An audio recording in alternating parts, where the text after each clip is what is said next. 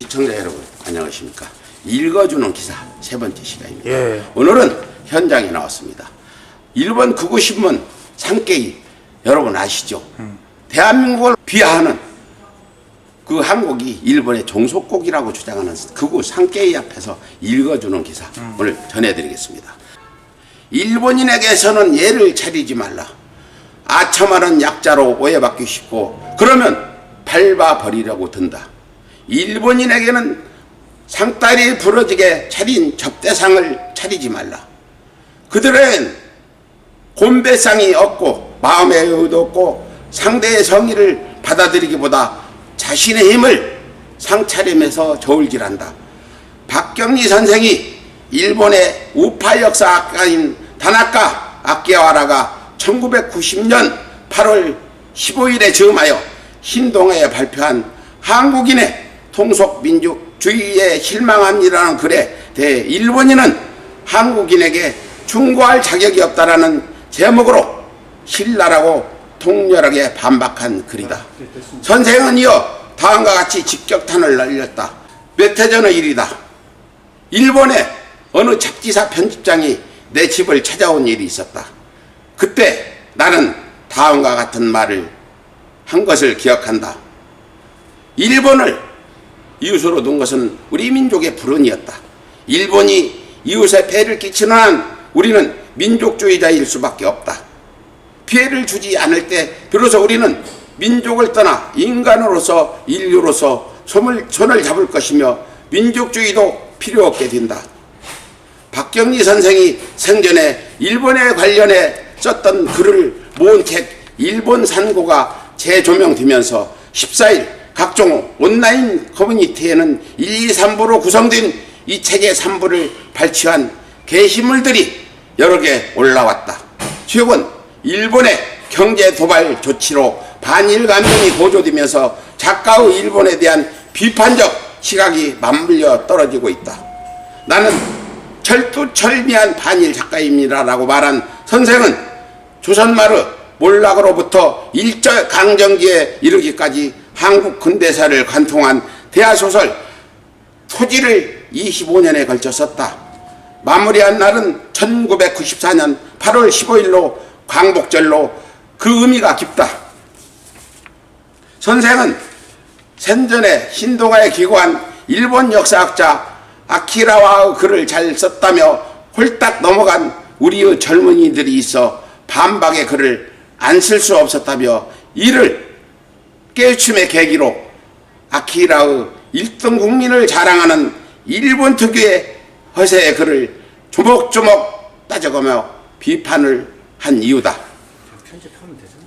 일본 역사학자 아키와라는 통속민족주의 성행 타자에게 얽매이는 한국인 반일도 대중화 시대로 사죄는 마음의 문제 등의 소제목으로 한국인의 반일 감정을 비난했다. 그런데 이런 일본의 우월주의적 사고에 기인한 망언은 시시때때로 망령처럼 되살아나고 있다. 그래서 지금 계속 흐름이 두르잖아요. 그 시초는 1954년 그 유명한 구보다 망언이 있다.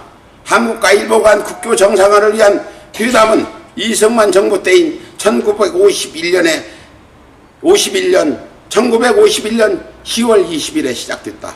일본 측은 한국이 일본의 재산 청구에 권리가 있다며 일본도 식민지 시대 한국에 있던 일본인 재산에 대해 관리를 요구할 수 있다는 어이없는 주장을 하면서 일본은 주장부터 어깃장을 놓는 불순한 태도로 나왔다. 1953년 3일 한일회담은 그보다 망언으로 협상 개시 2주 만에 결렬됐다.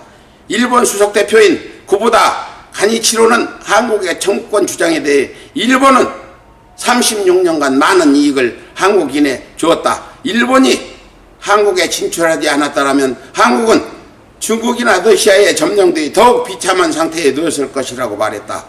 그보다의 어처구니 없는 망언에 한국은 마치 일본이 점령하지 않았다면 한국인은 잠만 자고 있었을 것이라는 전자에 말하고 있으나 한국인은 스스로 근대 국가를 만들었을 것이라며 조목조목 반박하고 한국 대표단은 그보다 발언을 회담의 기본 정신을 망각한 묵과할 수 없는 망언으로 규정해 회담을 중단했다. 그리고 66년이 흐른 2019년 7월 그보다 망언에서 더욱 엇그레진 구로다 망언이 나와 일본의 태도는 예나 지금이나 조금도 변한 게 없다. 일본이 강제징용 배상 판결에 대한 보복 조치로 수출 구제를 시행하자 우리나라는 자발적으로 일본 제품 불매운동 여론이 확산됐다. 그러나 일본 극우 언론인 산케이 신문은 이를 비열하다며 연일 비난을 앞세우고 있다. 여기에 일본 산케이 신문 전 서울지국장이자 현재 산케이 개건논설위원인 구로다 가스히로의 발언이 우리의 공분을 사고 있다.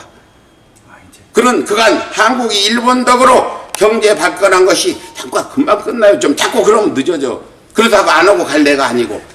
그간 한국이 일본 덕으로 경제 발전한 것 무시하고 있다며 이번 수출 규제로 깨달았을 것이라는 막말을 거침없이 쏟아내고 있다.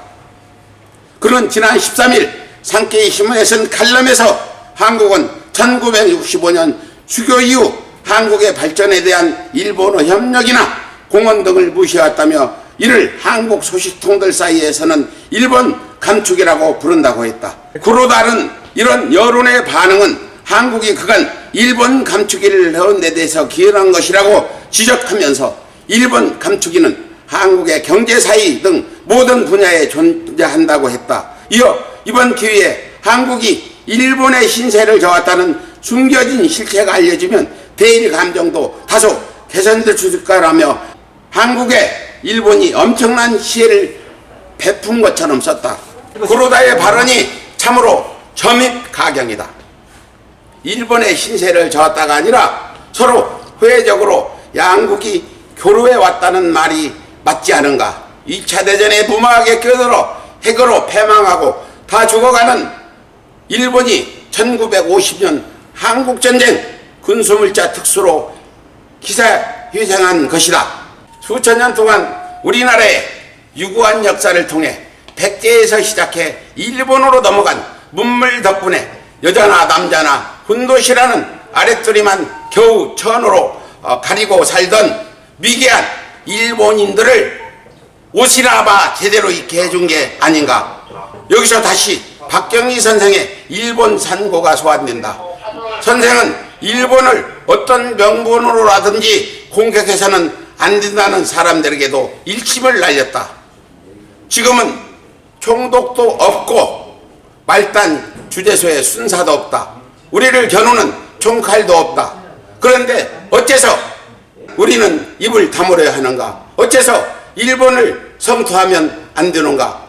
일제강점기를 살아냈고 그 어먹했던 일제강점기를 대하소설 토지 등으로 풀어내는 노 작가가 일본과 전쟁이라도 하려는 것이냐는 일부 보수층에게 수십 년 전에 이미 통절한 성찰의 메시지를 던진 셈이다.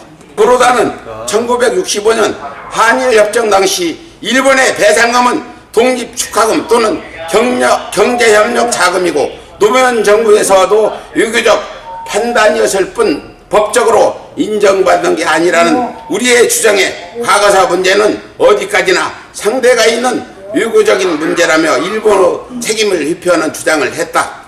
일본이 한국에 보상해준다고 준 턱도 없는 배상금은 식민지 착취에 대해 당연히 해야 할 보상으로서 돈이었지 고마워해야 할 돈이 아니다.